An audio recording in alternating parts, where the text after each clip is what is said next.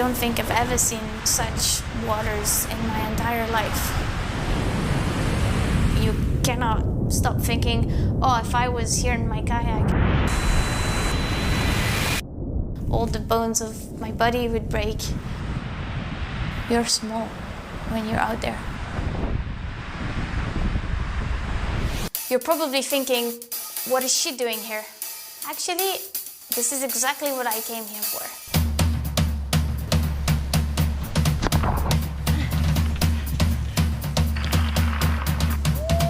I came here to do the Patagonia Triple Crown.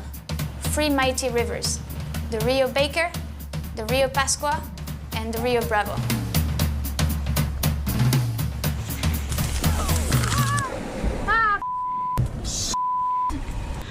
Why am I doing this? I've heard about those rivers for so many years, and I've always been attracted to Patagonia, maybe because it's so far from everything else. Thankfully, I'm not alone in this. First, Eric Boomer. We call him Boomer. When no one else sees the line, he can see it.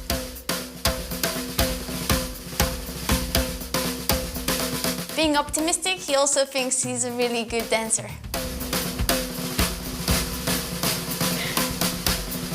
And there's Ben. What are you doing? He's not a really good dancer, but he's probably the most experienced expedition kayaker you can find. And he also thinks that kayaks are like backpack, and he loves hiking around with them. This is pretty much the ideal team.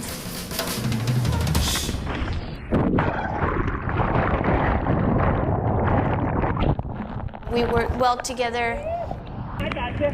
and we always have each other's back. Our first stop for the Patagonia Triple Crown was the Rio Baker. It's really well known for kayakers because it's big. It's unlike anything you find in Europe. There is just so much water. It's crystal blue water. You can actually drink it. The rapid is so big we cannot even see Ben. Here he comes, sloping down. Little blue dot here.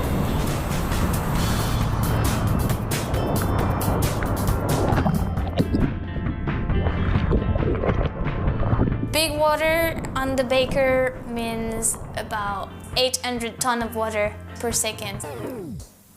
I think that's a lot.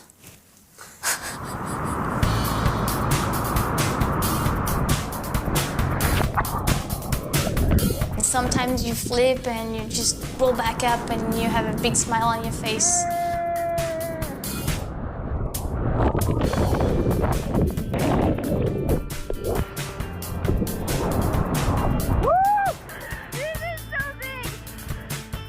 But you also need to remember that, like, if you actually swim, it's gonna be ugly. So it's usually worth the fight.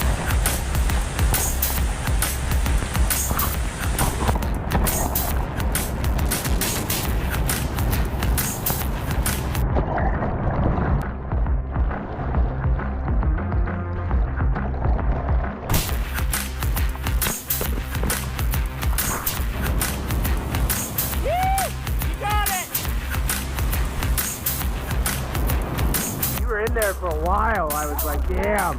I would have swam like right off the bat. Toto Baker. So we had our eyes on 3 main rivers, but since we had 6 weeks in front of us, we also decided to stop and explore as many other rivers as we could. Kayaking in Patagonia is quite challenging. You never really know what you're gonna find, so you kind of have to expect everything and be prepared.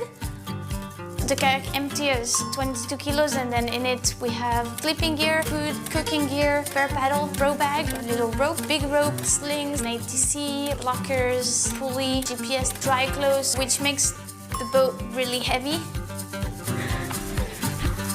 Sometimes you scout the river on the map, so you hike all the way up the river, and you find out that it's not runnable. There's one nice rapid, but there's also that huge waterfall, so that's a no-go. It's not runnable, it's cold, it's unrunnable. So you hike your way down the river with loaded kayaks. It's Ben's definition of fun. It's nice here. Mine, not so much. We've been hiking up for 2 days. If it doesn't go, I might cry. Bummer. It's a little bit depressing. It's part of the game if you wanna. We gotta find the perfect rapid. It has to be up there somewhere.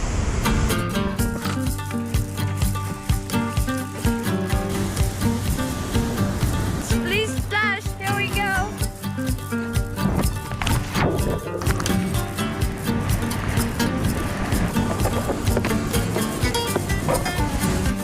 Whoa, whoa, whoa, whoa. Ah, this is circular.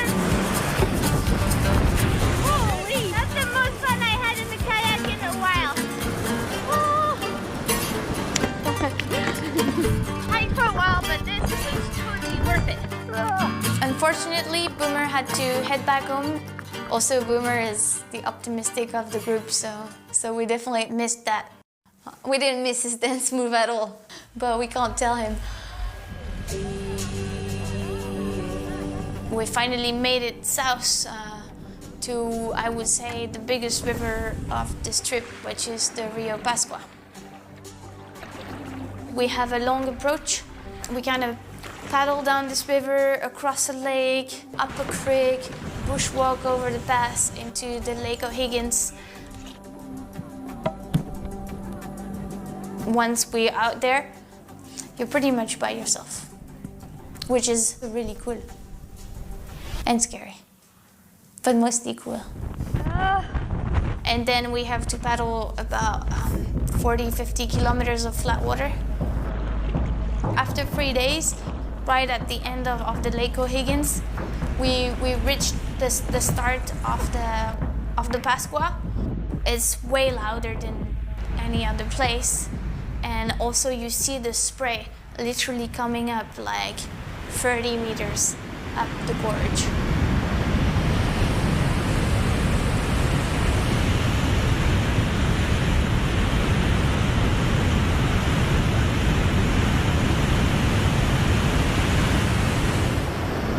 You cannot stop thinking, oh, if I was here in my kayak, I would just probably get destroyed and all the bones of my body would break.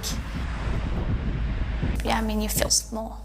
You're small when you're out there.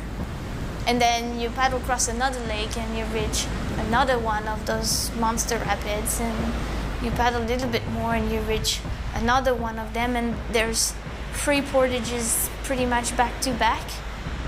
Yeah, I mean, I'm no fucking hydrologist, but this river is fucking high. Like it's really high. By the time we actually reached the canyon, I think we were both already really scared.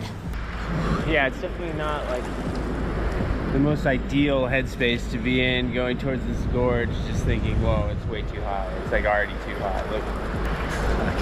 Anyways, I'm gonna try to keep an open mind. That's what I'm gonna try to do.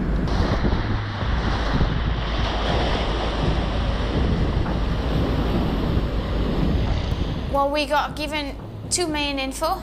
The first info is like most of the river is swirly class 2-3, and the other info is like, but be careful, there is a really hard rapid, which could be a death hole somewhere in the canyon in between the 2 walls, and hard to scout, hard to portage.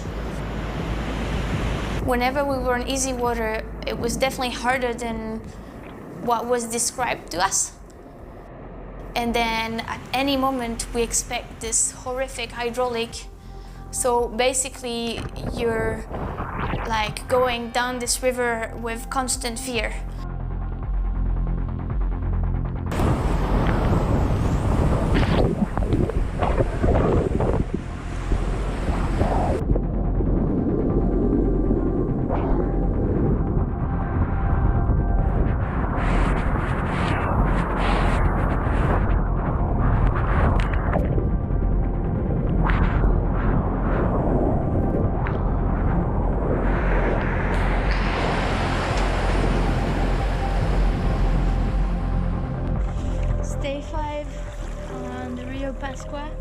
we entering the canyon.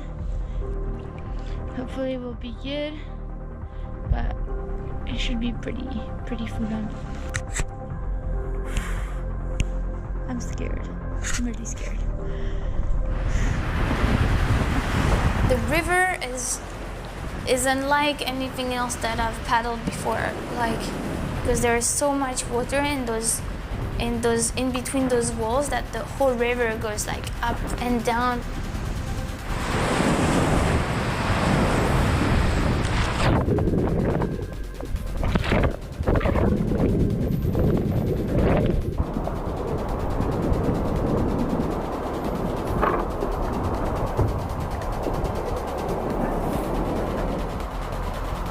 That shit is just so full on. Good, we're doing really well though. Just switching back and forth wherever we can and just getting it. I don't know what else we're supposed to do. Whenever we had the chance to stop, get a look around the next rapid if needed, we'd do so. One of the things that was the hardest is those whirlpool. And those whirlpool are so powerful that even in my kayak, I would get sucked down once in a while. Yeah, you got it! You got it! Like he totally disappeared. Watch it, just swim in there.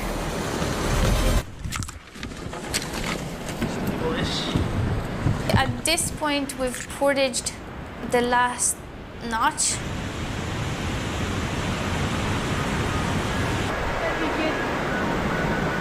And we know that the big rapid we got told is not there.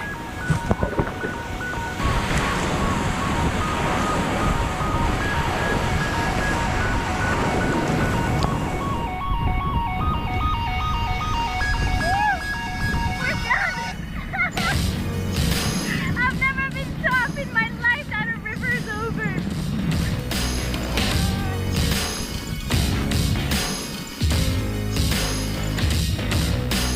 Bye-bye, Pasqua.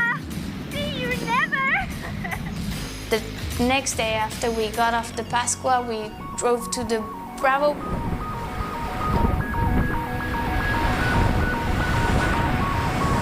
And it was just so nice not to be scared.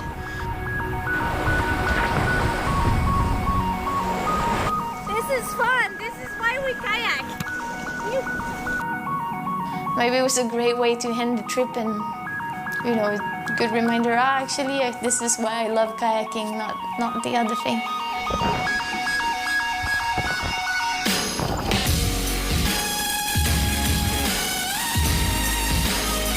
It's the greatest thing about exploration kayaking is that sometimes you don't find the good kayaking, but it's still a beautiful adventure.